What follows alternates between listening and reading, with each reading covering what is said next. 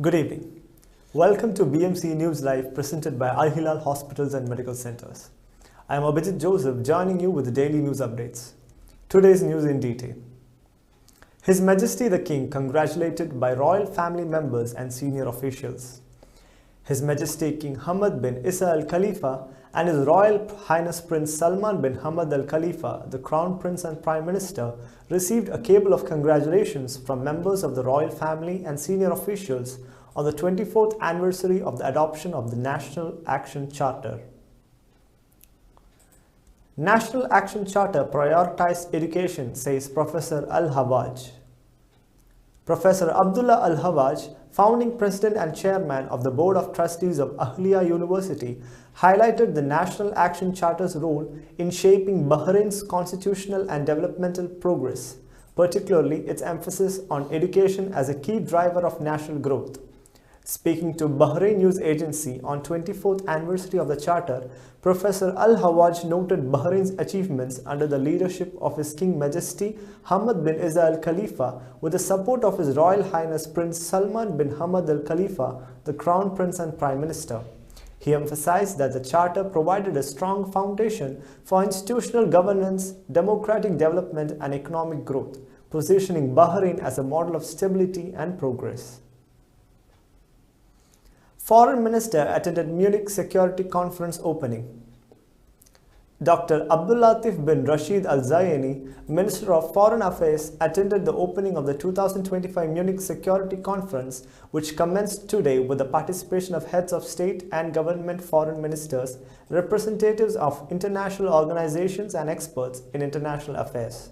The three-day conference will address a range of global issues and current challenges, including the role of the United Nations in international cooperation, geopolitical shifts, climate change, global trade, disputes, the war in Ukraine, the political transition in Syria, global competitiveness, and the other key international matters.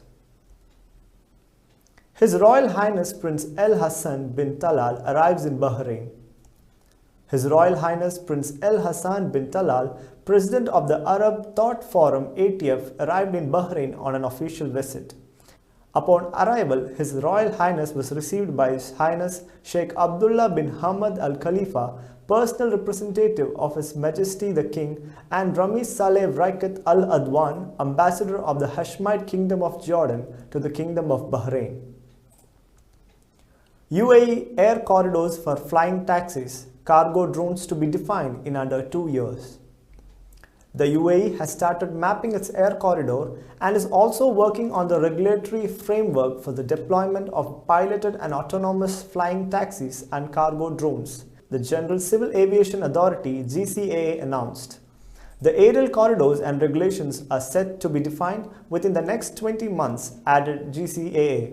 The aerial routes will connect key international airports and iconic places in the UAE, extending further to ensure seamless integration of piloted and autonomous air taxis and cargo drones across the nation's urban landscapes, noted GCAA. Now we go for a short break.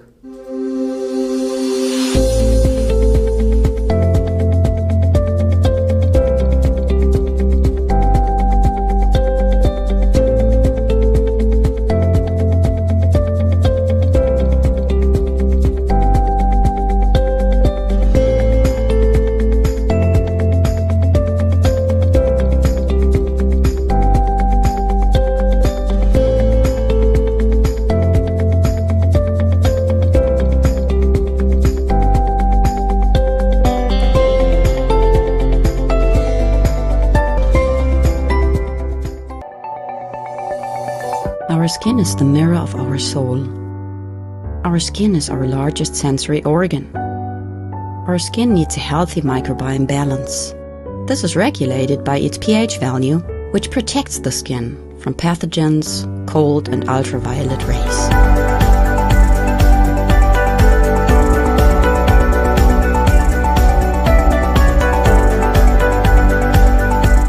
Sebamed protects your skin.